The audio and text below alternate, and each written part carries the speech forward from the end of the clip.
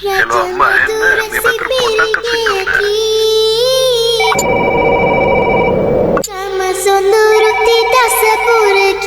Hello අම්මේ තාම කැලේ ඉන්නේ මේ පැත්ත නම් මරු අම්මා.